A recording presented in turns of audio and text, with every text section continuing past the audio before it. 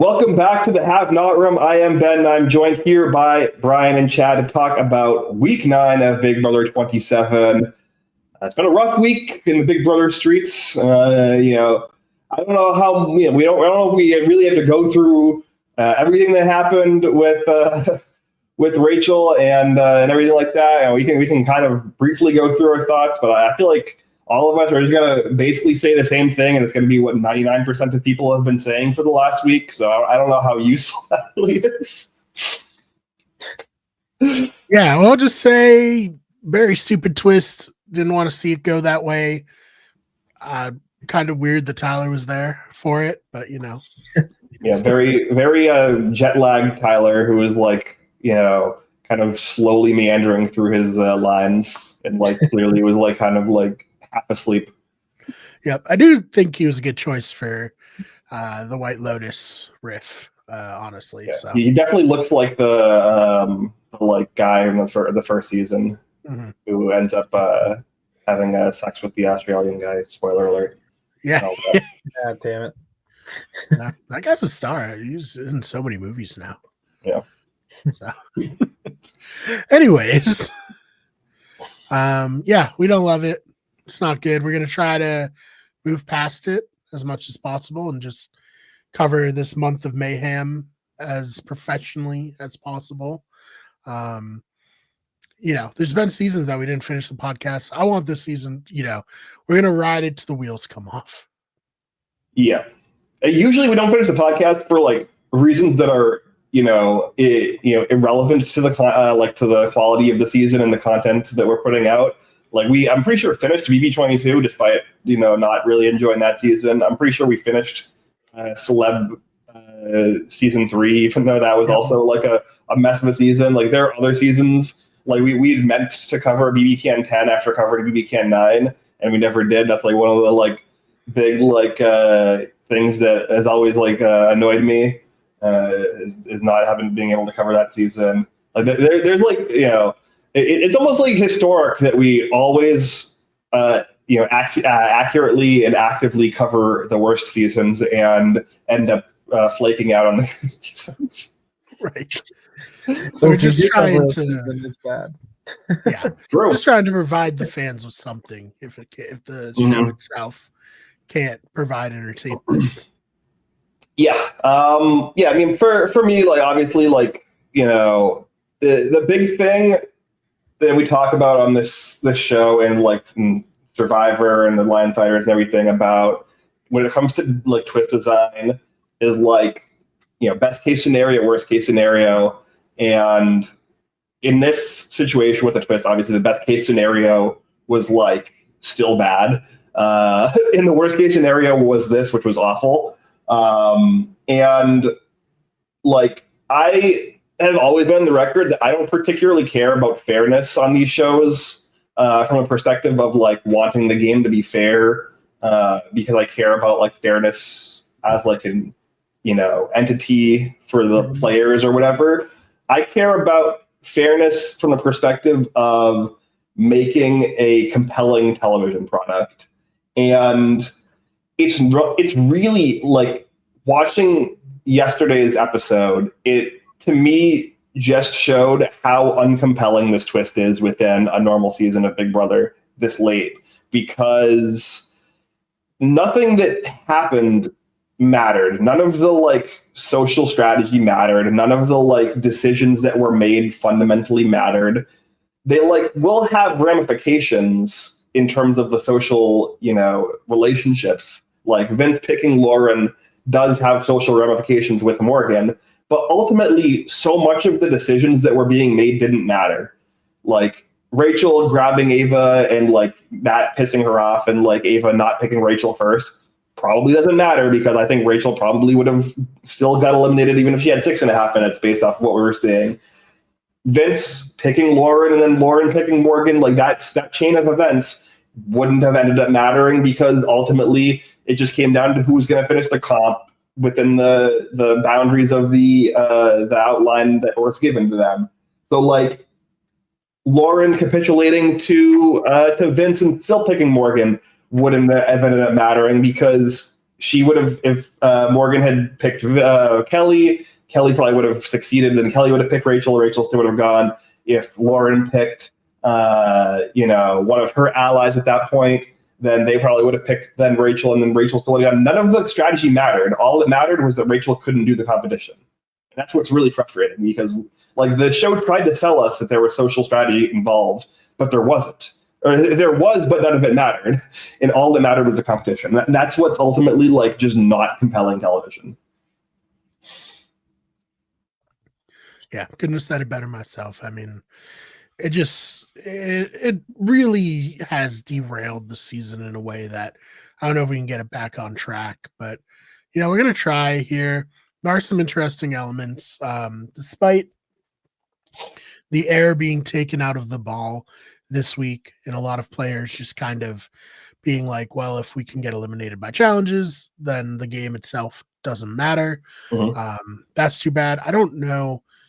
Do you guys think there's going to be another competition to That's eliminate? the speculation, at least from the players, yeah. Gross. That's horrible.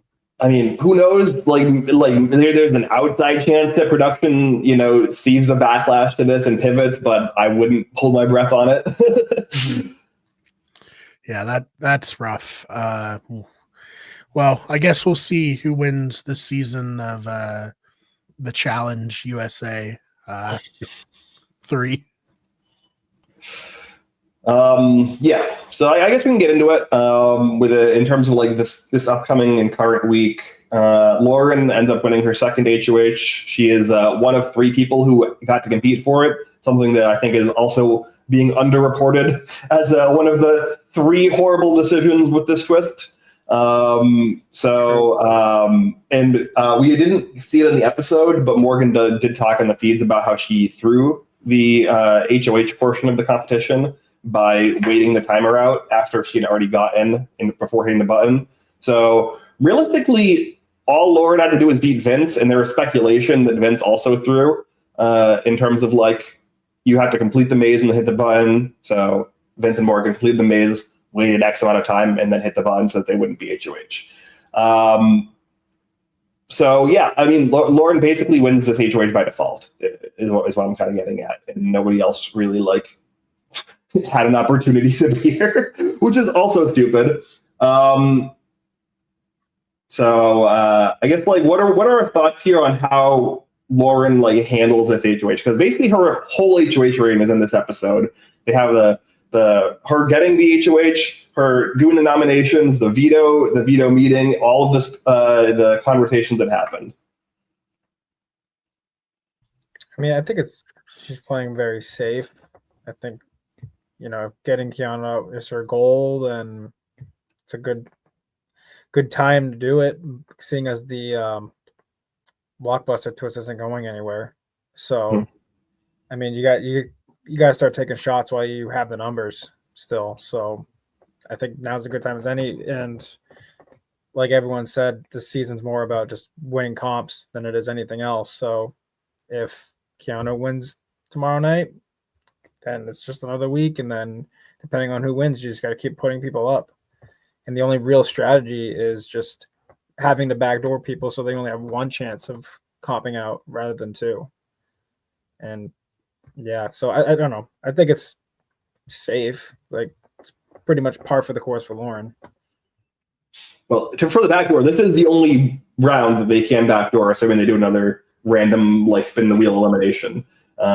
Because yeah, so like even like with the blockbuster still like in play, like if Keanu wins blockbuster and then wins HOH next week, I do think that we're looking at potentially a scenario where he's just coming out to the end. I think that would be him crossing the hurdle. So yeah, this is arguably the last time to really get him out. Yeah, actually, because after this week, there's 7 left. There's 7 left. There may be 6 left. So basically, everyone's playing the veto. Yeah. So we'll have 2 to 3 chances every week to be able to save himself. Yeah, I mean, I guess it makes sense from that point of view, but I don't think Keanu was ever coming for Lauren, so Mhm. I don't know if that's like necessarily good for her, but you know, it all kind of gets washed away a little bit by the fact that there's a blockbuster and you know, she had to nominate 4 people. It's not like she was going after Keanu right off the bat. This week it just kind of happened to fall for him. So I don't know. Like I'm not gonna hate on it too much, even though I'm not like terribly impressed with Lauren's gameplay. But it's a tough spot, you know. Yeah, it's tough, and like this is why like the blockbuster also sticking around is dumb on top of the like random eliminations because like again it's just diluting the strategy. Like we're kind of like Lauren didn't really have any decision with her her HOH nominations, which is a really stupid thing to have be the case in the final 8. So yeah, I agree. I think her nomination decisions were fine, but she just continues to bury herself in terms of gaining respect from the people that are going to end up on the jury. Keanu, if he does leave tomorrow, is headed to the jury with like basically zero respect for Lauren or her game. You know, Rachel's already there with very little respect for Lauren or her game. So she's just really facing an uphill battle in terms of like potentially winning a jury vote. Like I think that she sees this move potentially as like a resume thing, but like something is only on your resume if you definitively call it as your move and you like own it. And she's not doing that. She's dancing around it. She's saying, "Oh, I don't know. I didn't really want to see you go. Like, this isn't me taking a shot. Like, yada, yada." She's not like, part of that is hedging in case he wins the blockbuster, obviously, because she's afraid of that. But like, she needs to own something. She needs to like put her stamp on the game in some way that, will earn her some respect, because right now she has none. And that's basically the one thing that's holding her back from potentially winning the season, is just like the entire season she has refused to take ownership of her actions. She is constantly not looking people in the eye as she lies to them. Like it's so bad. It's just really bad. So we'll see. Does she win next to anyone? Like she wins. I think she wins next to Vince, which is fun because Vince wants to take her to the final 2 right now. So, but we'll see. It's close because Vince very much is not liked as a player. People like Ashley and Will have had conversations about voting for Kelly over Vince. I think that like this past week has, Kelly, I would say for 8 weeks has had virtually no win equity. I think this week has opened up a handful of paths now for us to look at a potential Kelly win, which makes me sick to my stomach. So hopefully that's not that. Hopefully those paths don't happen. But I'm not again holding my breath because it's been a lot of disappointment. What makes you more sick, Ben? Kelly potentially winning or Kelly hiding dead bugs all over the house? Well, I mean, at least I can, not watch the feeds when she's on screen hiding dead bugs all over the house, right? Like, yeah, that's true. If I have to live the rest of my life knowing that Kelly is a Big Brother winner, that's really disgusting. So. Yeah. Although when I heard that, I was like, "Oh, what the fuck? Yeah. Like, what is wrong with her? Why is she doing this?" As Vince put it, she's quite eccentric. Yeah, that's definitely eccentric. That's true. That's very true. Jesus Christ. Yeah, no, I wish Lauren had a killer instinct, like you said, Ben. She just doesn't. She's not going to develop one at this point in the game. I think can kind of forgive the first HOH being pretty horrible just because it was early and, maybe she was going to grow from it, but it doesn't look like she did at all. So it's like, all right, well. Yeah, the worst part with Lauren is she is at least somewhat self-aware, at least in the DR from what we've seen, right? She does take shots at herself, like, in terms of like, oh, I nominated an ally and he went home, in terms of referencing Adrian, or like, oh, like I'm so scared about like, the consequence. Like she is marginally self-aware of how she comes off and her mistakes and failures in the game. But the issue is she doesn't take that knowledge and apply it and like change her behavior, which is why it's so frustrating. It's like at least with Vince or like Keanu, they're like very unself-aware. Keanu especially, right? So like when Keanu does not change his behavior for 9 weeks or like adjust his gameplay in any meaningful capacity, I'm like, yeah, because he's delusional. He doesn't understand how he comes off. He doesn't understand like, that his reads are wrong or whatever. But Lauren, to a degree, seems to, and she still is not changing her behavior. It's just infuriating. It's so infuriating. It sucks to watch, but you know what? I'd rather she win than Kelly. So there's that. Yeah, at least Lauren has won HOH and made moves and has done things. It's just she doesn't own the fact that she's done things. And she's definitely like much more likable as a person than Kelly. But it's like a very low bar. Very low bar. She's just boring. She's boring and she's frustrating. Yeah. I think she'd be like I'm sorry, you go, Chad. So I said I feel like she'd be like almost like a Jordan type of winner, but like minus the romance. Maybe that's because they're both like the Southern girl charm thing, but I don't know. I feel like Jordan also kind of had a similar strategy. Jordan was more confrontational in BB11 than Lauren has ever even thought about being, to be fair. Right. BB13 too. Her and Shelly really got into it. Yeah. In that one. Yeah.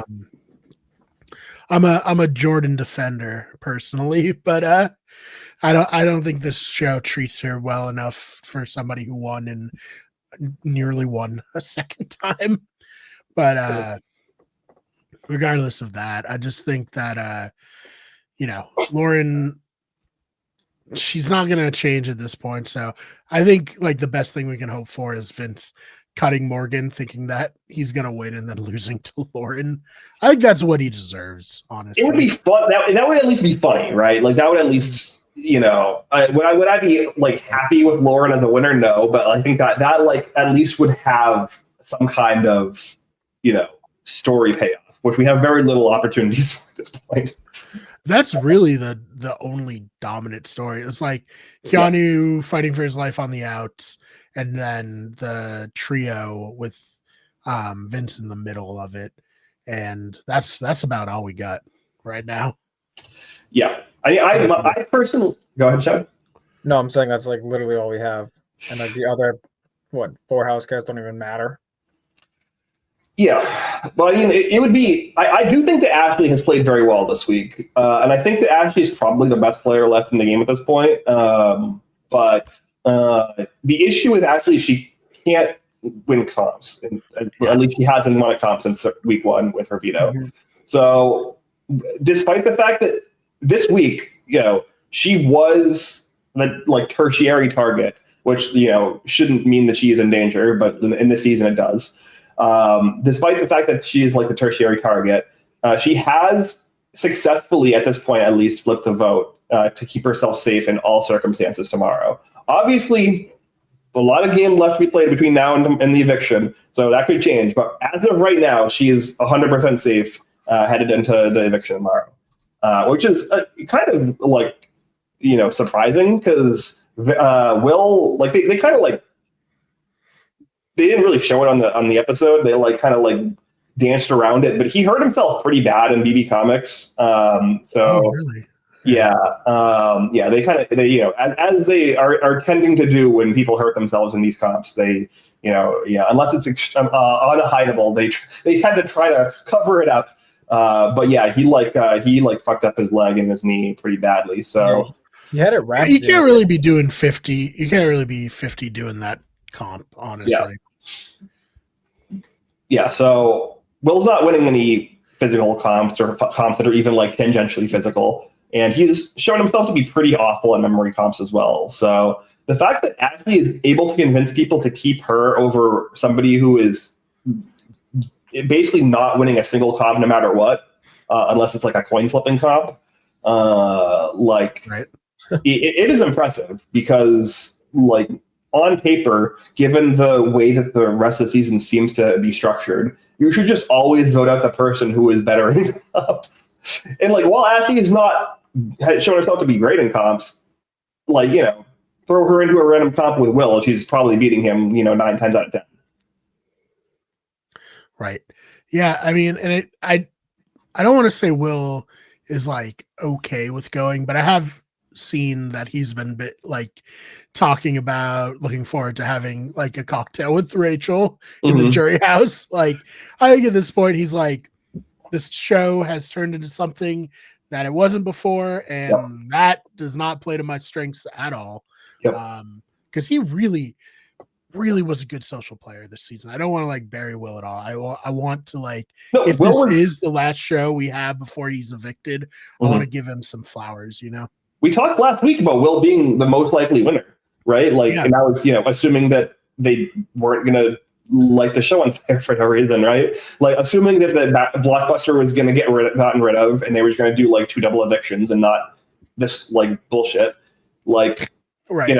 We're looking at a scenario where we're heading down towards like a final 5, final 4, where Will, Ashley, and Rachel are all there. Both of them probably want Will in their final 3. If he's sitting in the final 2 with Ashley, he wins in a landslide. Like, there were so many paths for Will to get to a win if the season were structured sanely, but like it isn't. So he basically is drawing dead now. So yeah. Sucks. Will would have been a fun winner to have. He would have been the new oldest winner, but like the show doesn't want that. That's a shame. Really is. He's not out yet. He's not out yet, but it's not looking good. Yeah, it's looking pretty bad. I mean, look, I think the odds of Keanu not winning the Blockbuster tomorrow are pretty low. So if he does win the Blockbuster, Will is an honor. And even if Keanu does lose the Blockbuster and gets evicted, there's no path for Will at this point. There isn't, unless Ashley goes on a comp streak or something. Right. That's the path, is actually all of a sudden becoming like the most dominant comp person in history. Yeah, like Ashley would have to win like 4 back-to-back like competitions. Because like even Ashley at this point, like I say she's probably the best player in the house. If we're just talking about like standard Big Brother skills, but like again, her path to winning is like very slim because she does have to turn it on in comps at this point to win. Sucks, but you know what? The show turned into something it wasn't. It just sucks. I don't know. Don't know what else to say about it. Yeah. It's tough because I feel like, especially with the Rachel elimination, they I don't like when they change the foundation and structure of the show in any way. Like, the whole point is you're supposed to get, evicted by a vote. So when someone gets just straight up eliminated, like, yeah, it worked in reindeer games because that's, it's a quick conversion of Big Brother, but like if they just did this like worst times out of everyone in the house, worst 3 go on the block, and then the best gets HOH. Right. They had plenty of time to do that. Like, so now we're in a rush. So yeah, I wouldn't love that, but I would love it a lot more than what it did. And I think we even could have been like, okay, if like the slowest person was just an automatic nom, like that would have been fine. It would have been stupid, but it would have been forgivable. Yeah, but yeah, this is so crazy. And what I don't think the BB producers get is like, we liked this challenge in Big Brother Reindeer Games because it was like the only real social challenge in that season, instead of just being like strictly comp based. It was actually all of the players having to play like a social game for 1 round. And that was very compelling to watch a bunch of all-star players play it. And then it had like a big payoff with Danielle getting eliminated, and that went on to be a storyline on the Traders, and like it was a whole thing. But we only liked it because it felt closer to regular Big Brother than Reindeer Games did generally, and then this like made it so far away from regular Big Brother, like it's horrible. Yeah, and I mean, going off of that, like this blockbuster continuing past jury, which I think we're all Crazy. assuming that it would stop at jury. Yeah. Like, because now it's like once you get to that, like, I mean, now we're seeing it. Not even like final 5, 6. It's like we're already seeing that DOMs are pretty limited in what you can do. You're gonna have to, put up some of your hours no matter what, and it just comes down to can you pull yourself off the block, and you have multiple chances to do it. So it's just like Ava said in the feeds, it's become a comp game, and the social game doesn't really matter as much. I mean, it's like I feel like we always said it was like 60-40 comps this year. Now it's like even worse. I would say it's like 80-20. Right. But, Yeah. I don't know. Yeah, it really feels like the producers eventually heard people complain about the lack of the issue with comps not being winnable by like a wide variety of people, and they changed the comps a little bit last season into the season to make it so that more people could hypothetically win them, but they didn't really like internalize the reason why it was bad to begin with, that comps were only winnable by a small handful of people. And it's because it just makes the back half of the game, like what happened in BB25, like what happened to a degree in BB22, like what happened in BB21, where like the same small handful of people are just keeping power, and there's not any social strategy that matters because those people can just kind of control the game to a very tight degree. But like now they almost have like the inverse problem, where because they've injected competitions as so important into the game, but also made it so they're fairly random, it just kind of feels like nothing matters, and we're just flipping coins to decide who gets eliminated. And it's like, how that's even worse, because at least like Jag put on an impressive run of winning competitions. Like, yeah, his competition in the house was like, Serene, Felicia, and like fucking America. And so it wasn't like that impressive, on the whole. Like obviously like Matt's an Olympian, but like Matt was also, surprisingly bad in comps. So like, while Jag was not like a super compelling winner story, there was like an element of like, oh, he earned it by winning all of these comps that were impressive for him to win. Now it's like we're just kind of waiting to see which ball or which spoke of the wheel the ball lands in on the roulette wheel of Big Brother, and then whichever person it lands on, they're just evicted this week, and then whoever gets the luckiest is just going to win. Like it's literally it's worse. They somehow like took the problem and like they pretended to fix it but made it worse, which is just classic Big Brother production. Yeah, there needs to be some level of skill, and here and there a completely random challenge is fine. Like one of my favorite challenges is like the slide one where you have to just like hit the biggest number, because like it's overall I'd say that's pretty random, but there is a good portion of skill involved in that. But it's still kind of random. So I don't know. I don't like the challenges where it's just a coin flip, like you're saying, and especially when there's now 4 a week, 3 a week. It's just too much, and it's too random. And like I guess one could argue that there is some social strategy involved with random challenges because you have to be kind of cool with everyone. But then you get players like Vince who just are too afraid to hurt anyone, and like tries to not pit like the whole thing with Morgan, like, oh, I don't want to piss Morgan off. I want to make Lauren happy this week. Piss Morgan off this week instead or of Ava. Lauren. Yeah, it's just like, I don't know. I think there's a better way to do this. I mean, we all liked the blockbuster in the beginning. Like we all said it on this podcast, but we also assumed they would stop at jury. So there's a right way to do the blockbuster. It's just not this. Yeah, like Ben said, classic Big Brother production to just like not understand why stuff works and twist it around and shoot themselves in the foot to make a less compelling product. Yeah. And again, with the random comps, like the reason that people have talked about liking like crapshoot competitions is generally when it comes to HOHs. Like the idea of a crapshoot HOH is good because it means that a wider variety of people can win a larger amount of HOHs, which means you have to be in good with more people in order for your strategy to be better, as opposed to like having just like a committee style alliance where like the 6 best athletes get together and win every comp and you don't have to even talk to half of the house. That's boring. That's why that season was boring.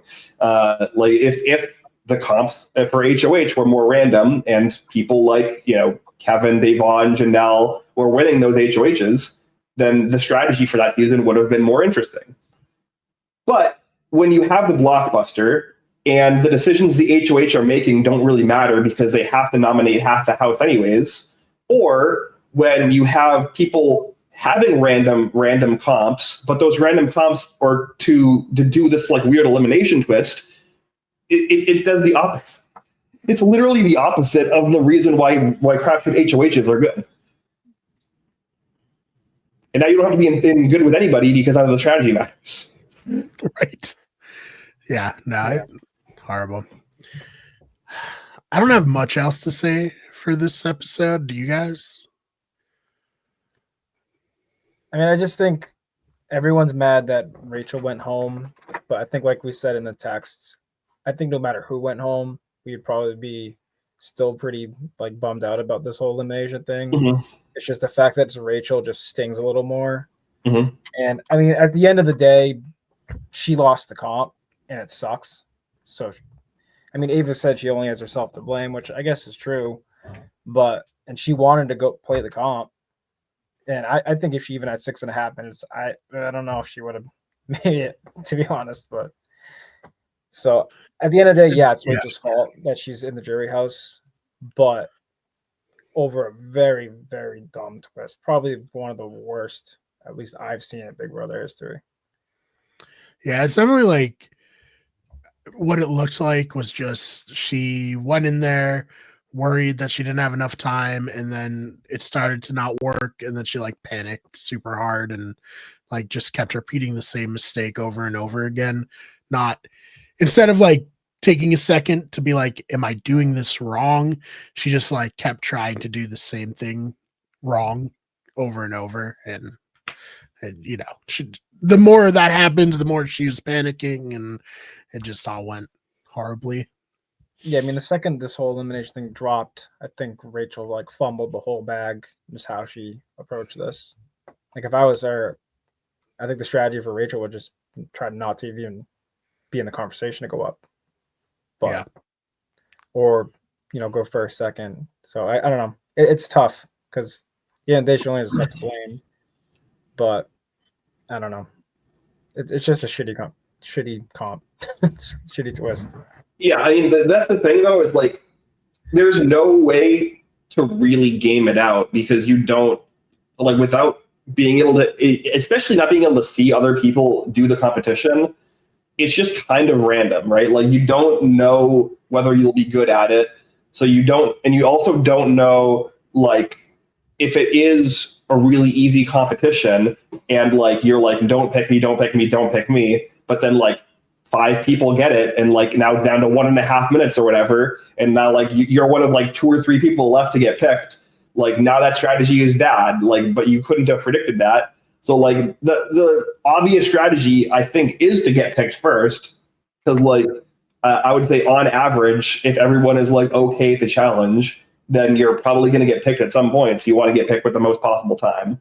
And also like with the way they had the Judges Alliance, the idea in theory is to like run the clock down until they get to a point where it's like not enough, and then try to throw a Kelly or Keanu in. But like, even with that strategy, right, like they were planning on putting up somebody at 2:30, but like Kelly might have been able to do it at 2:30. She's really good at these like weird puzzle competition things she's shown in the blockbusters. So like, what happens then if Kelly randomly gets it at 2:30? Well, now whichever one of the judges hasn't gone left is going to have to do 1:30, and they're probably going to get eliminated, even if they executed their strategy correctly, even if they manipulated Lauren correctly, even if they, did the competition successfully, all of them, at a certain point, it doesn't matter. And it's just a matter of like flipping the coin of like whether, the person does the comp with the amount of time that you've guessed that they might do the comp or not. It's just a lose-lose. This that's why like it's very like, it's easy in hindsight to say like, should have done this, should have done that, but like that's with hindsight. They don't have any of this information in real time, and they did succeed in making correct strategic plays. Vince did successfully manipulate Lauren to do something completely idiotic. The judges did have relative control over what was happening, despite Ava picking randomly for no reason because she got pissy. Like they still had the social control over the situation, and they still lost one of their members. So like, it doesn't matter. Yeah. Yep. Sucks they're put in the position, I guess. Yeah. All right. Well, with that, Chad, anything you want to promote before we get on out of here? No, you can follow me on all the socials right down here. Ben, same thing. Yeah, I don't know how much more I'm going to be tweeting about the season. I've been my feed watching and coverage and like following has been much limited after the last week, partially because of the twist and not being happy with the season, but a lot is because just the feeds have been really fucking boring. So I don't know if you can follow me there, but I don't expect me to tweet about Big Brother for the rest of the season. I probably won't that much. Yep, same. Anyways, you can follow the main channel. We get everything. This channel is Better Radio or the Have Not Room, depending on where you're watching it. Subscribe to both of those. We also have Those Fake Nerds and Wicked Good Sports. Follow us on TikTok, everywhere else. And we will see you in the next one.